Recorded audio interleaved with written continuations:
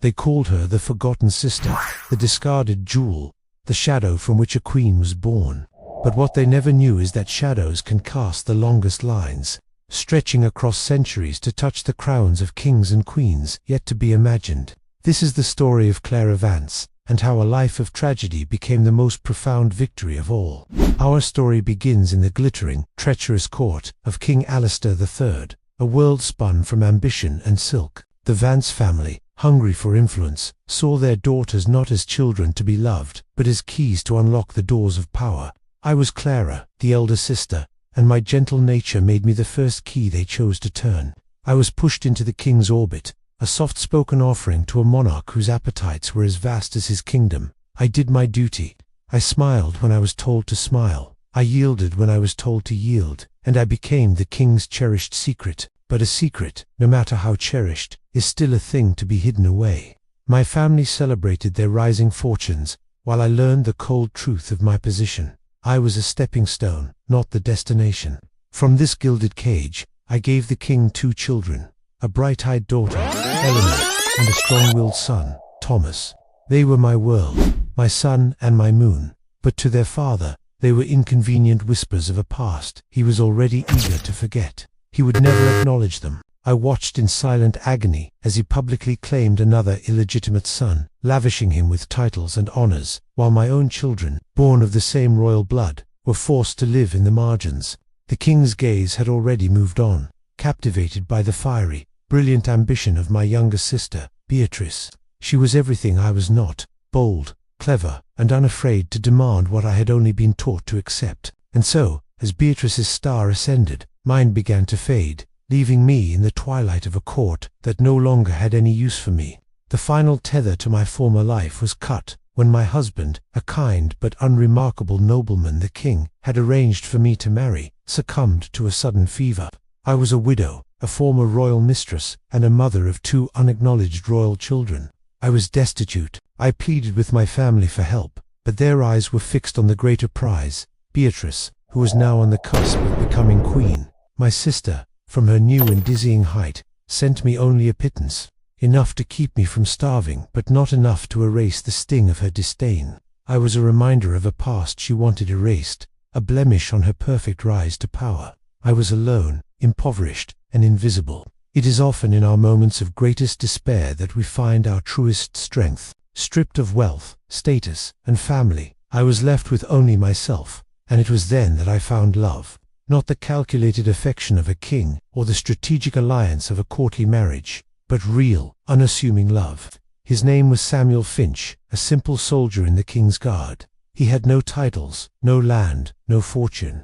He had only a steady gaze, a kind heart, and a love for me, for Clara, not the king's former lover, or the queen's embarrassing sister, but for the woman I was. For the first time, I felt seen. In a world that had only ever taken from me, he offered something freely. So I made a choice. It was the only choice that was ever truly my own.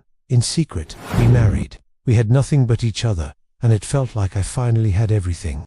This small act of personal happiness was, in the eyes of my family, an unforgivable betrayal. When Queen Beatrice discovered my marriage to a commoner, her fury was absolute.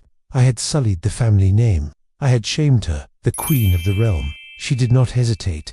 I was banished from court, officially disowned by my family, and cast out into the wilderness of provincial life. My sister, on her throne, had condemned me to a life of poverty and obscurity. Yet, as I settled into a small, damp cottage with Samuel and my children, I felt a strange sense of peace. Life was hard. We often went hungry, but we were free. Free from the gilded cages, the whispered plots, and the crushing weight of expectation. In my humble cottage, warmed by a small fire and the love of a good man, I was happier than I had ever been in the cold, marble halls of the palace. From this quiet distance, I watched the great wheel of fortune turn once more. King Alistair, ever restless, grew tired of Beatrice. His desire for a male heir, which my sister could not provide, became an obsession. He needed a reason to cast her aside, and in a moment of cruel, spectacular irony, he found it in me. The king declared that his marriage to Beatrice was invalid, a sin in the eyes of God, because he had first known her older sister, me. My past, the very thing my family had used to build their dynasty, was now the weapon the king used to tear it all down. The relationship that had made Beatrice a queen was the pretext for her execution. I, the forgotten sister living in poverty, became the unwitting catalyst for the downfall of a monarch. I heard the news of her fate on a cold spring morning, and I did not feel triumph, only a profound and hollow sorrow for the sister I had lost long before she lost her head. I lived out the rest of my days in quiet obscurity. Samuel and I raised Eleanor and Thomas far from the machinations of power. I died as I had lived for so long forgotten, a footnote in the grand bloody saga of King Alistair and his queens. It would seem, by all accounts, that my life was a tragedy, a story of a woman used, discarded, and erased by the tides of history. But history has a very long memory. Here is the secret that the chronicles and court records never tell you. While King Alistair's royal line eventually withered and Beatrice's ended on the executioner's block, my legacy, through my unacknowledged children, endured. My daughter, Eleanor, and my son, Thomas, lived on. They married, they had children, and their children had children. They were not princes and princesses, but they were survivors. They carried my blood, a quiet river flowing beneath the surface of history, gathering strength with each passing generation. This river flowed through dukes and earls, through country squires and noble ladies, patiently, persistently, carving its own path through time. And now, look at the throne of this great nation centuries later. Look at the beloved Queen Victoria II, a woman celebrated for her resilience and grace. Look at her heir, King Edward IV, and the people's cherished Princess Amelia. Where did their strength, their right to rule, come from? Trace their lineage back, past the grand monuments and famous names, through the quiet corridors of history, and you will find the source of that river. You will find Eleanor and Thomas, and you will find me, Clara Vance. The blood that flows in their veins is my blood. The forgotten sister, the discarded jewel, is the great-grandmother of them all. So do not measure a life by its visible triumphs or its public acclaim.